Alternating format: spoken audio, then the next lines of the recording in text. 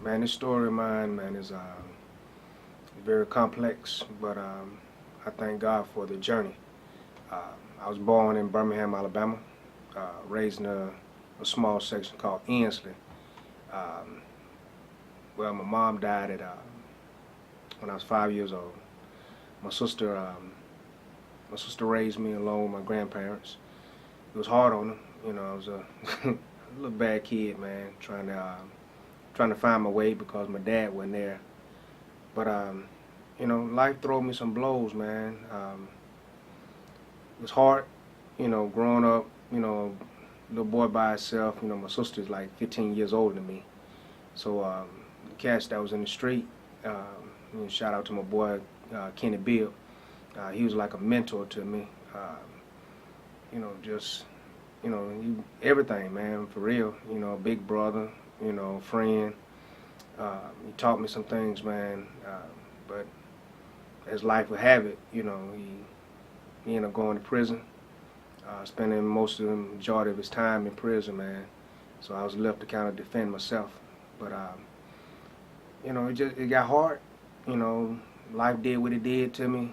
I tried to survive. The song that I'm doing now, My Good Side, is kind of a reflection of my whole life, man. Just the hurt, the pain, the struggle, the victories. But in all, I thank God that He saved me. Thank God for His mercy. But this journey it wasn't always good, man. A lot of pain. Like I said, my mom died when I was 5. Dad never there. Streets kind of raised me, man. My cousin Eggy, he grabbed me under his wings, man. Taught me a lot of stuff. Stuff he taught me uh,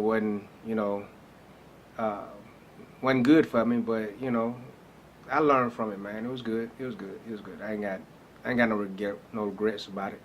But you know, it made me who I am today. Um, I look back over my life, and I did some things, man. I wish I could go back and redo, but you can't. You just have to live with them, adjust, um, pray, and believe God that He's gonna do what He said He's gonna do in His Word. But in the end of the day, man, it's your choice. It's you making up your mind that you're gonna continuously pursue your dreams and your passion. So that's what I'm doing. I'm pursuing my dream and my passion with this thing. Rap is like it's like a passion, man. Growing up in Alabama, Birmingham, Alabama, we was kind of slow. We didn't have you know, we didn't have all the big city type events. I mean, we still kind of struggling with it, but it's cool. But yeah, like I said, Birmingham was slow.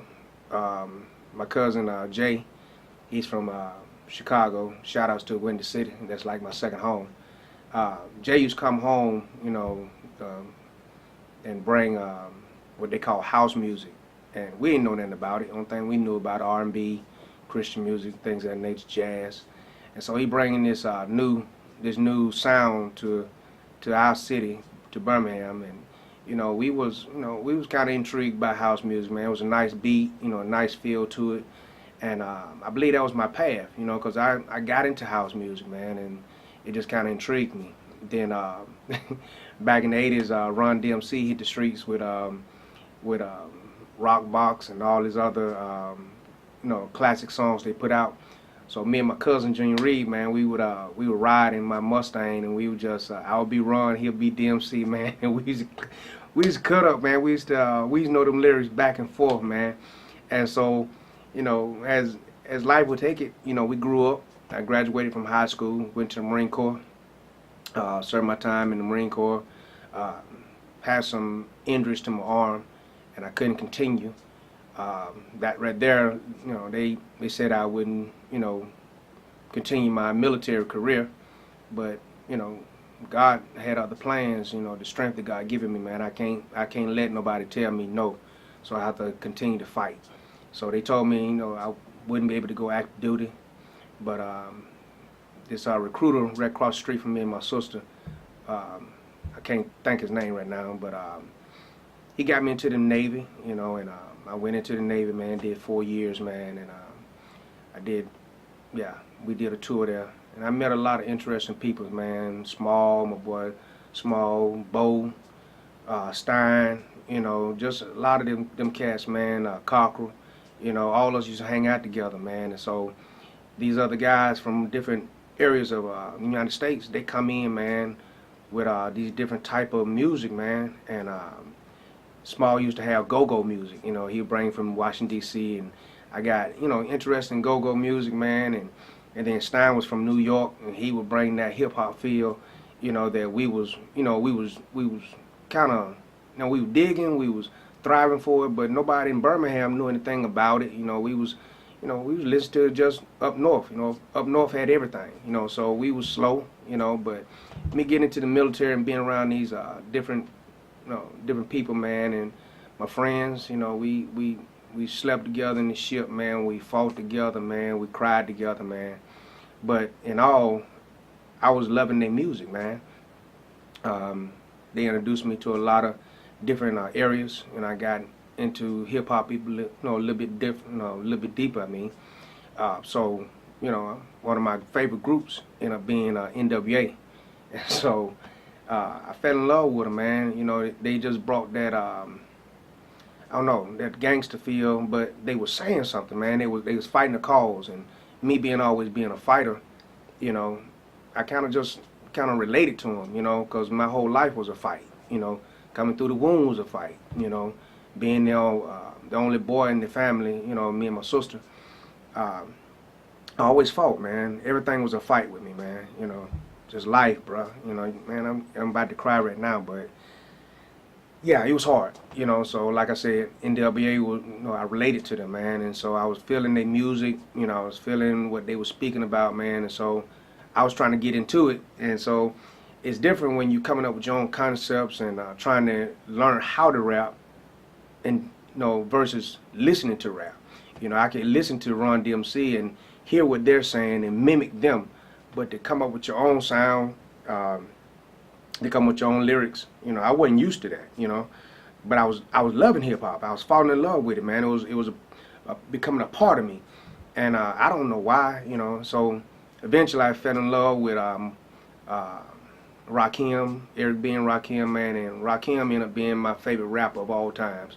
You know, Follow Leader is still my favorite rap song. Man, and I guess that was me. You know, I've always been a leader as well. But you know, rap was just it, man. So as life would take it, you know, I got out the military, followed my passion, came back home. I wanted to do rap music then, but you know, my baby girl was born, and I was trying to make it with her mom. It didn't work out, and I found myself at a low point. So I started turning to drugs, man, and trying to sell drugs. I don't know if my boy want to put him out there like that, but my boy Fred, I just said Fred.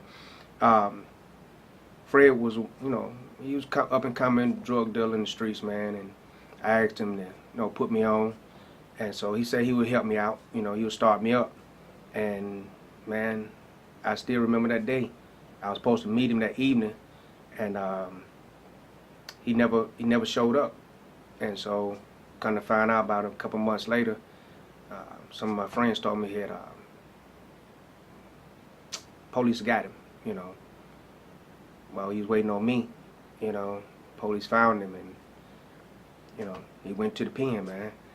And when I think about that, you know, it could have been me. You know, it could have been me and him going to the pen, you know, doing, I think he did about 15, 20 years, you know, but, you know, like I said before, God's mercy, man. So I got deeper in a depression state. I didn't know what was going on with me. My boy Small came from California. You know, I wanted to go see my daughter because my daughter, you know, her and her mom moved back to California. And so I went back with him. We was driving back to California at this time. And police pulled us over, you know, make a long story short. We ended up, you know, had to be bailed out by his girlfriend. And so at the time, I had some issues I had to take care of that I didn't before I left Birmingham. And so I ended up had to go back to court. And so I got back to Birmingham and met my court date, and that's the journey I never forget. I was in Monroe, Louisiana, and I stood before the judge, and he told me, he said, "Mr. Calhoun," he said, "because you drove from Monroe, Louisiana, or from Birmingham to Monroe, Louisiana," he said, "son, I'm gonna set you free." And I was just stunned, man. I was stunned. I was sitting there, and like, I'm free. I didn't know what free was, you know, because I was going through so much in my mind and my life at the time. You know, when he said I was free, you know, I felt like a prisoner, you know. And so he finally told me, he said, "son, if you don't get out of my courtroom," he said, "I'm gonna throw you back in jail." So I ran out the courtroom, man. I flew out the courtroom. I can still remember the people laughing at me while I was leaving out. Well, as I was leaving out, the car I had, it was a Dodge Dart. It broke down on the side of the road, and so this older couple came up to me, and they helped me, man. Her husband went to the store, bought me I think it was a alternator belt. He put it on for me. While he was doing all the work on the car, his wife was ministering to me, and she was telling me about Jesus and telling me how good God was and that he could change my life, and you know, God had some greater things for me. And I was, you know, I was listening, but I wasn't listening. You know, I was ready to get back to Birmingham, get back to my grind, trying to be a drug dealer. And so I left, and I was like, "Yes, ma'am, thank you, thank you, thank you." And so she was like, "All right, baby." And she said these powerful words to me. She said, "Always remember, there's power in the name of Jesus." And I said, "Yes, ma'am." And so I left on my way. And while I was driving down the highway, man, if you let go my steering wheel, the car would pull to the right, you know, because it wasn't a new car, it was an older vehicle. And so the steering wasn't that good, so if you let it go, the car gonna just veer to the right. Well, I'm driving back to Birmingham, and I don't know, man, out of the clear blue sky, there was a film came from my left side, and it came through the window, and it's just like shot across my face. And I mean, I'm talking about in the moment of twinkling eye, I seen everything I ever done in my life. The women, the selling drugs when I was in high school, the fights, the drinking, everything, man. The anger, the disrespect of my parents, everything I ever done just flashed before my life, man. And I throw my hands up in that car, and I gave my life to Christ. And I cried, man. Tears just run down my face, you know. And I came to myself to realize that I wasn't holding on to the steering wheel. And so when I grabbed the steering wheel, you know, I'm wiping my face, you know, wiping the tears from my eyes, man. And I'm sitting there, and came to my mind, the car didn't veer. It stayed in that fast lane, in the left-hand lane, and it just kept driving straight. And I was just amazed by it. Well, as it would have it, I got back home and, you know, got back to the club. My desire for drinking left. So I bought you know, it's crazy, man, but I bought a drink, spent the money on it. I looked at it, and I threw it back to the bartender, you know, just slid it back to her. And I didn't want it. And so from there, man, I was scouting around the around the club at the time, and I was looking for my next prey. So I saw this little young lady on the dance floor, and she was dancing very provocative, and I was like, yeah, she the one. So I took her back to my house, and we was about to have sex, and something just came over me, and I told her she had to leave. And she asked me what's something wrong with her. I said, no, baby, ain't nothing wrong with you. I said, I don't know, I just want to be by myself. And so she left, and I laid there, man. I said, man, what's wrong with you? You know, you know, becoming gay or something? I don't know what's wrong with you, boy. You know,